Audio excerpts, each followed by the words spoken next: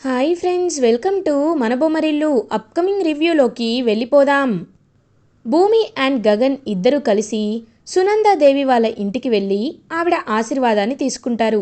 సునందాదేవి భూమి చేయిని గగన్ చేతిలో పెట్టి, బాబు, తను నా కూతురు లాంటిదే కాబట్టి మీ ఇద్దరికి ఎన్ని కష్టాలు వచ్చినా, ఎన్ని ఒడిదుడుకులు వచ్చినా ఇద్దరు కలిసి ఎదుర్కోవాలి. అంతేకాని తన చెయ్యిని నువ్వు జీవితాంతం వదిలిపెట్టద్దు అని ఇంకా ఇద్దరి చేతిని కలిపి చెప్తారు సునందాదేవి.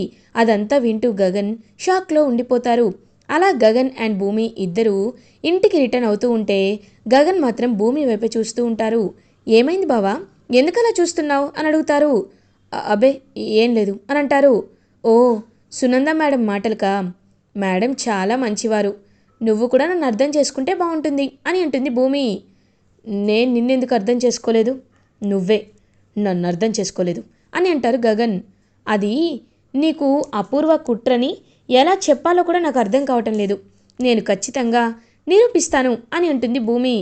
నిరూపించినప్పుడు చూస్తానులే అని ఇంకా గగన్ శరత్చంద్ర ఇంటి ముందు భూమిని డ్రాప్ చేసి అక్కడి నుండి వెళ్ళిపోతారు. కరెక్ట్గా అదంతా నక్షత్ర వీడియో తీసుకుంటుంది. తీసుకొని, ఇప్పుడు చెప్తాను చూడు భూమి పని అంటే గగన్ గారితో వెళ్ళొస్తుందన్నమాట. మళ్ళీ నాన్న ముందు కలరింగ్ ఇస్తుంది. ఇప్పుడు నాన్నకి వీడియో డాడీకి చూపించాననుకో, అప్పుడు డాడీ భూమిని ఇంటి నుండి గెంటేస్తాడు అని వెళ్ళబోతుంటే చెర్రీ అడ్డుకుంటాడు నక్షత్రాన్ని. ఒక్కసారిగా షాక్ అయిపోతుంది నక్షత్ర. ఏంటి నాకు అడ్డుగా ఉన్నావు, తప్పుకో అని అంటుంది. ఏంటి ఇప్పుడు నువ్వు ఈ వీడియోని మావయ్యకి చూపిస్తావా అని అడుగుతారు. అవును చూపిస్తాను అని అంటుంది. నువ్వు ఈ వీడియోని మావయ్యకి చూపించావనుకో, నేను ఈ వీడియోని మావయ్యకి చూపిస్తాను అని ఒక వీడియో చూపిస్తారు. పబ్లో నక్షత్ర డ్యాన్స్ చేస్తున్న సీసీటీవీ ఫుటేజ్ని కలెక్ట్ చేసుకుంటాడనమాట తనైతే చెర్రీ. సో ఆ వీడియో డ్యాన్స్ అలా చేస్తున్నది చూపిస్తాడు. ఒక్కసారిగా షాక్ అయిపోతుంది నక్షత్ర. ఏయ్, ఇదెప్పుడు తీసావు అని అంటారు. నువ్వు ఎప్పుడు డ్రింక్ చేసి బాగా ఊగావో అప్పుడే ఇలాంటి అవసరం పడుతుందని నేను అనుకున్నాను, అందుకే తీసుకున్నాను. చెప్పు, ఈ వీడియో చూపిస్తే ఎక్కువ లాభం ఉంటుందా, ఆ వీడియో చూపిస్తే ఎక్కువ లాభం ఉంటుందా అని అంటారు. చెర్రీ, నీకు నమస్కారం పెడతాను, ఆ వీడియో డిలీట్ చేయి అని అంటారు. ముందు నువ్వు ఆ వీడియో డిలీట్ చేయి, అప్పుడు చేస్తాను అని అంటారు. ఇంక వెంటనే నక్షత్ర వీడియోని డిలీట్ చేసేస్తుంది. ఆహా, నేను నీ అంత మంచివాణ్ణి కాదు నక్షత్ర, అందుకే ఈ వీడియోని డిలీట్ చేయనుగా అని చెప్పి అక్కడి నుండి వెళ్ళిపోతాడు చెర్రీ. అని ఇరిటేటింగ్గా ఫీల్ అవుతుంది నక్షత్ర. ఇది ఇలా ఉండగా అపూర్వ అటు ఇటు తిరుగుతూ ఆలోచిస్తూ ఉంటుంది. డిఎన్ఏ మ్యాచ్ అయింది సార్, అండ్ అది మాత్రమే కాదు, అపూర్వపై మాకు అనుమానాలు ఉన్నాయంటే శరత్చంద్ర నిలదీసిన విషయాలన్నింటినీ గుర్తు చేసుకుంటుంది. ఎప్పుడూ లేనిది బావ నన్ను అనుమానించాడు. ఒకవేళ ఇంకా సాక్ష్యాలు గట్టిగా ఉంటే అనుమానించడం కాదు, డైరెక్ట్గా నేనే శోభాచంద్రన్ చంపాననే విషయాన్ని పూర్తిగా నమ్ముతాడు. అలా నమ్మకుండా ఉండాలి అంటే నేను ఏం చేయాలి, ఎలా ఎలా సిఐని చంపాలి? రౌడీలను పెట్టి సిఐని చంపిద్దామనుకుంటే ఆ గగన్ గాడు వచ్చి కాపాడేశాడు. ఇప్పుడు నాకు ఏ దారుంది అని ఆలోచిస్తుందన్నమాట అపూర్వ. అప్పుడే కరెక్ట్గా ఇంకా అపూర్వకి ఒక ఐడియా వస్తుంది. ఆ సిఐ శంకర్ ఖచ్చితంగా పెళ్ళి కాలేదని తెలుసుకున్నాను కాబట్టి వాడికి రోజు ఫుడ్ అనేది ఒక ఇంటి నుండి వస్తుంది. అక్కడ నేను చెయ్యాలనుకుంది చేస్తాను అని అపూర్వ ఫిక్స్ అయ్యి ఒక రౌడీకి కాల్ చేసి, హలో, నేను నీకు ఒక అడ్రస్ పంపిస్తాను, ఫుడ్లో అది కలుపు, ఫుడ్లో విషం కలిపితే అప్పుడు ఆ సిఐ చనిపోతాడు, అప్పుడు కేసు అనేది క్లోజ్ అయిపోతుంది, ఖచ్చితంగా వచ్చిన వాళ్ళందరూ ఇలాగే పైకి పోతారు అని అపూర్వ ఒక ప్లాన్ వేసుకుంటుంది. ఇది ఇలా ఉండగా భూమి ఎంతో హ్యాపీగా అటు ఇటు తిరుగుతూ ఉంటే డ్యాన్స్ అకాడమీలో స్టూడెంట్స్కి హ్యాపీగా డ్యాన్స్ నేర్పిస్తూ ఉంటే తార భూమి దగ్గరికి వస్తుంది. ఒక్కసారిగా భూమి, ఏంటి ఇక్కడికి వచ్చావు అని అడుగుతుంది. నేనేమీ కావాలని రాలేదు, నీకు వార్నింగ్ ఇద్దామనే వచ్చాను. అయినా నీకు కొంచెం కూడా సిగ్గుగా అనిపించటం లేదా? నువ్వు ఎంత వద్దు అంటున్నా ఎందుకు గగన్ గారు వెంట పడుతున్నావు అని అడుగుతారు. సిగ్గు నాకు కాదు, నీకు అనిపించాలి. ఆల్రెడీ పెళ్ళయి ఇంకా విడాకులు అవ్వని ఒక అబ్బాయిపై ఇంతలా మనసు పారేసుకున్నావు చూడు, అది అది నీలో సిగ్గులేనితనమంటే అని అంటుంది భూమి. ఏయ్ భూమి అని అంటుంది. ఏయ్ ఇంకొక్క మాట మాట్లాడావో ఏం చేస్తానో నాకే తెలీదు. అయినా విడాకులు విడాకులు అంటున్నావేంటి? మా బావకి నాకు మధ్యలో చిన్న చిన్న అపార్థాలు మాత్రమే ఉన్నాయి. అవి తొలగిపోయాక మా బావ నన్ను కలుస్తాడు, నన్ను మనస్ఫూర్తిగా ఇష్టపడతాడు. అంతేకాని నువ్వు నువ్వనుకున్నట్టు మా బావ నిన్ను పెళ్లి చేసుకుంటాడనుకోవడం ఒక కల. ఆ కలని నువ్వు కలగానే ఉంచుకో. రియాలిటీలోకి రావాలని చూడొద్దు, వస్తే బాధపడతావు అని చెప్పి అక్కడి నుండి వెళ్ళిపోతుంది భూమి. ఇంక వెంటనే తార ఏడుస్తూ ధృవ దగ్గరికి వెళ్తుంది. వెళ్ళి అన్నయ్య నాకు భయం వేస్తుంది అన్నయ్య. ఇప్పటి వరకు నేను ఎవరిని కావాలి అని కోరుకోలేదు, కానీ గగన్ని కోరుకున్నాను. గగన్ని ఎలా అయినా నా సొంతం చేసుకోవాలనుకుంటున్నాను. కానీ ఆ భూమి గగన్ ఎలా అయినా తనవాడే అవుతాడని కరాఖండిగా చెప్తుంది. అందుకే నాకు చాలా భయంగా ఉందన్నయ్య. ఒకవేళ భూమి తనవాడైతే ఇంక నేను ఏం చేయగలనన్నయ్య అని ఏడుస్తూ ఉంటుందన్నమాట తనైతే. వెంటనే ధృవ, చూడమ్మా, చిన్నప్పటి నుండి నువ్వేం అడిగినా నేను ఇచ్చాను. నీకోసం నేను ఎన్నో చేశాను. అలాంటిది నువ్వు ఇలా ఏడుస్తుంటే నేను చూసి తట్టుకోగలనుకున్నావా? ఏం చేసైనా ఖచ్చితంగా నేను నీకు ఆ గగన్కి పెళ్లి చేస్తాను. అదిగో ఆ పూరిని మనం వాడుకుందాం అని అంటారు. కానీ ఎలా అన్నయ్య అని అడుగుతుంది. ఆ పూరి ఒక పిచ్చిది. నేను ఏం చెప్పినా గుడ్డి గుర్రంలా నమ్మేస్తుంది. కాబట్టి పూరి దగ్గర నుండే మనం లాక్కు రావాలి. రేపు ఎలాగో నా బర్త్డే కదా, పూరిని ఇంటికి పిలుద్దాం, పార్టీ ఇద్దాం. అప్పుడు పూరిని నేను క్లోజ్ చేసుకుంటాను. అప్పుడు చచ్చినట్టు ఆ గగన్ నీ మెళ్ళో తాళి కట్టాల్సిందే అని అంటాడు ధృవ. అన్నయ్య నువ్వేనా ఇలా మాట్లాడుతుంది అని అంటుంది.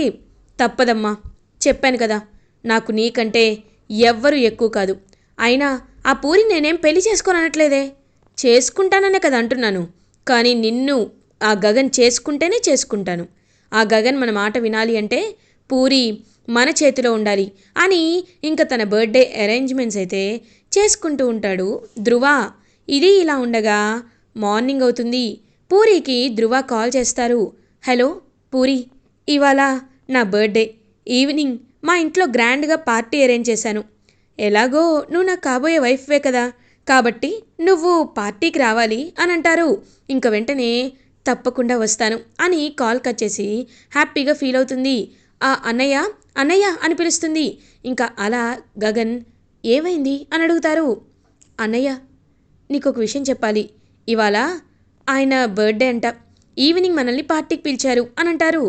ఓ అవునా, నాకు ఇవాళ ఇంపార్టెంట్ మీటింగ్ ఉందమ్మా. సరే నేను త్వరగా వచ్చేస్తాను, నువ్వు హ్యాపీగా రెడీ అవ్వు అని చెప్పి అంటారు. ఇంక పాపం శారదకి మాత్రం చాలా బాధగా అనిపిస్తుంది. అయినా వీళ్ళని చూస్తుంటే నాకు చాలా తేడాగా అనిపిస్తుంది. ఇప్పుడు ఏం మాట్లాడాలో కూడా అర్థం కావటం లేదు. ఏం చేయాలి నేను అని ఆలోచిస్తూ ఉంటుంది శారద. అప్పుడే ఇంక వెంటనే భూమికైతే కాల్ చేస్తుంది. హలో అత్తయ్య, ఏమైంది అత్తయ్య అని అడుగుతుంది. అమ్మ భూమి, ఇవాళ ఆ ధృవ బర్త్డే అంట, సాయంత్రం పార్టీ ఇస్తున్నారంట. కాబట్టి పూరిని అలాగే గగన్ని పిలిచారు. కానీ నాకెందుకో మనసు కీడు శంకిస్తుందమ్మా. పొద్దున్నుండి నాకెందుకో ఏదో తప్పు జరుగుతుందేమోనని అనిపిస్తుంది. కాబట్టే అత్తయ్య మీరేమీ కంగారు పడకండి, నేనున్నాను కదా, నేను చూసుకుంటాను, నేను కూడా పార్టీకి వెళ్తాను అని అంటుంది. ఆ పార్టీకి వెళ్తావా? థ్యాంక్ యూ అమ్మా అని చెప్పి పాపం ఎంతో అంటే ఎంతో హ్యాపీగా ఫీల్ అవుతుంది శారద. ఇది ఇలా ఉండగా నైట్ అవుతుంది. ధృవ ఇంటికి గగన్ అండ్ పూరి ఇద్దరు వెళ్తారు. వెల్కమ్, మీ గురించే ఎదురు చూస్తున్నాను, రండి ప్లీజ్ బీ సీటెడ్ అని చెప్పి ఇద్దరిని కూర్చోపెడతాడు. ఇంకా ఇద్దరు కూర్చుంటారు. వెంటనే తార, అన్నయ్య ఇదిగో నువ్వు చెప్పిన పౌడర్, ఇది తాగితే మత్తుగా ఉంటుంది, అప్పుడు గగన్ నిద్రపోతారు. పూరి ఏమో నువ్వు హ్యాపీగా పూరిని క్లోజ్ అవ్వచ్చు అని చెప్పి అంటుంది. సరే ఓకే అని చెప్పి ఇంకా అలా తీసుకునేలోపు అక్కడికి భూమి కూడా వస్తుంది. ఇంకా భూమి ఒక వెయిటర్ లాగా డ్రెస్ చేసుకొని వస్తుంది. వచ్చి చూస్తూ ఉంటుంది. ఏంటి అలా చూస్తున్నావు అని అడుగుతారు ధ్రువ. ఏం లేదు సార్, డ్రింక్స్ సర్వ్ చేస్తాను అని కూల్ డ్రింక్స్ అందరికీ సర్వ్ చేస్తుందన్నమాట. కరెక్ట్గా అప్పుడే ఇంకా గగన్కి మత్తుమంది ఇవ్వడంతో వాళ్ళ జ్యూస్లో గగన్ మెల్లగా నిద్రలోకి జారుకుంటాడు. అన్నయ్య ఏంటి ఎప్పుడు లేనిది ఇలా నిద్రపోతున్నావు అని అడుగుతుంది పూరి. ఏమో పూరి, చాలా మత్తుగా అనిపిస్తుంది అని ఇంకా అలా నిద్రపోతాడనమాట గగన్. అప్పుడే కరెక్ట్గా ధ్రువ పూరి నీకొక సర్ప్రైజ్ ఉంది రా అని చెప్పి ఇంకా పూరిని లోపలికి తీసుకువెళ్తూ ఉంటాడు. అప్పుడే పూరి ఇంకా రూమ్ అంతా చాలా అందంగా క్యాండిల్స్తో డెకరేట్ చేయడం చూసి చాలా హ్యాపీగా ఫీల్ అవుతుంది. వావ్, మీ రూమ్ చాలా బాగుంది ధ్రువ గారు అని అంటుంది. అవును, నువ్వు వచ్చాక ఇంకా అందంగా ఉంటుంది అని ఇంకా కావాలనే పూరి దగ్గరికి వస్తూ ఉంటే ఒక్కసారిగా పూరి మీరు చేస్తుంది తప్పు అని అంటుంది. ఏ మనిద్దరం పెళ్లి కావాల్సిన వాళ్ళమే కదా అని చెప్పి ఇంకా అలా దగ్గరికి వస్తూ ఉంటే కరెక్ట్గా అప్పుడే అక్కడికి భూమి వస్తుంది.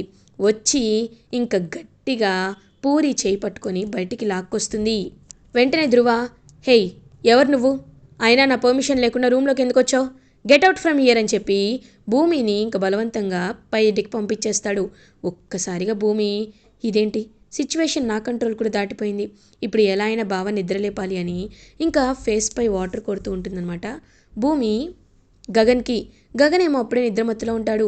బావా లే నీతో ఒక ఇంపార్టెంట్ పని ఉందని చెప్పి ఇంకా అలా పైకి లేపుతూ ఉంటే కరెక్ట్గా అప్పుడే గగన్ కళ్ళు తెస్తాడు. పూరి బావా అని అనేసరికి ఒక్కసారిగా గగన్కి చాలా కోపం వస్తుంది. ఇంకా వెంటనే డోర్ వెళ్ళి అలా గట్టిగా తంతాడనమాట.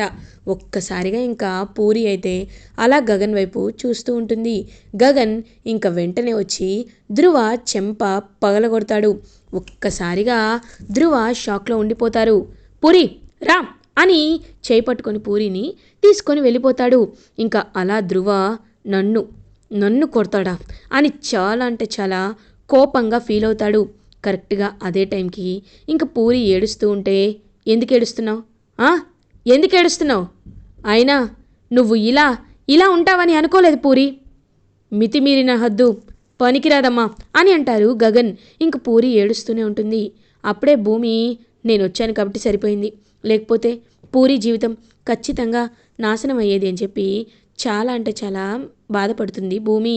ఇంక వెంటనే గగన్ భూమి దగ్గరికి వచ్చి భూమి థ్యాంక్ యూ సో మచ్, నువ్వు చెప్తే ఏదో అనుకున్నాను, కానీ ఆ ధ్రువ ఎలాంటి వాడు ఇవాళ అర్థమైంది, ఖచ్చితంగా నేనున్నాను కదా, నేను చూసుకుంటాను అని ఇంకా అలా గగన్ అయితే గట్టిగా ఫిక్స్ అయిపోతాడు. ఇది ఇలా ఉండగా మార్నింగ్ అవుతుంది. ధ్రువ దగ్గరికి గగన్ హుటాహుటిన బయలుదేరుతాడు.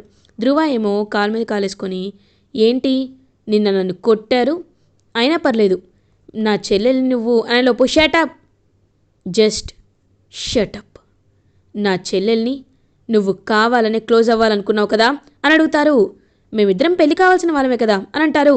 సో వాట్, పెళ్ళి ఇంకా అవ్వలేదు కదా, అలాంటప్పుడు నా చెల్లెలపై చెయ్యి వేసే హక్కు నీకెవరిచ్చారు, అయినా నువ్వు ఎందుకు ఇలా బిహేవ్ చేస్తున్నావు ధ్రువ, నీకు మేనస్ ఉందని చాలా మంచివాడివని నేను ఎన్నో అనుకున్నాను, కానీ ఇదంతా చూశాక నాకు అర్థమవుతుంది, నువ్వు ఇదంతా కావాలనే చేస్తున్నావు కదా అని అంటారు. ఎస్, కావాలనే చేస్తున్నాను. అయితే ఏంటి? అవును, నా చెల్లెలు నువ్వు పెళ్లి చేసుకోవాలంటే భూమి అడ్డుగా ఉంది, ఆ భూమి వైపు నువ్వు వెళ్ళిపోతే నా చెల్లెలికి దిక్కెవరు, అందుకే నీ చెల్లెలి పూరిని నేను క్లోజ్ అయితే అప్పుడు చచ్చినట్టు నువ్వు నా చెల్లెల్ని పెళ్లి చేసుకుంటావని ఇలా చేశా అని అంటారు. వెంటనే ధ్రువ చెంప చెల్లుమనిపిస్తాడు గగన్. నీలాంటి ఒక స్వార్థపరున్నా నా చెల్లెలికి ఇచ్చి పెళ్లి చేయాలనుకున్నాను, నా మీద నాకే అసహ్యం వేస్తుంది, ఇప్పుడు అర్థమైంది పై మెరుగులు చూసి ఎవ్వరిని ఇష్టపడకూడదని, ఇంకెప్పుడు నా లైఫ్లో నీ ముఖం చూడను, చూస్తే నిన్ను చంపేస్తాను అని గట్టిగా చెప్పి అక్కడి నుండి పూరిని తీసుకొని వెళ్ళిపోతాడు. పూరి కూడా ఇంత స్వార్థంగా ఉన్నాడు ధ్రువ అని తెలుసుకొని చాలా అంటే చాలా ఇరిటేటింగ్గా ఫీల్ అవుతుంది. ఇంకా అలా పూరి ధ్రువల పెళ్ళి క్యాన్సిల్ అయిపోతుంది. భూమి పాపం చాలా అంటే చాలా హ్యాపీగా ఫీల్ అవుతుంది. ఇలా ఎపిసోడ్ ఎండ్ అవుతుంది. ఫర్దర్ ఎపిసోడ్ రివ్యూస్ ముందుగా మీకు కావాలి అనుకుంటే మా ఛానల్ని సబ్స్క్రైబ్ చేసుకోండి. Thanks for watching.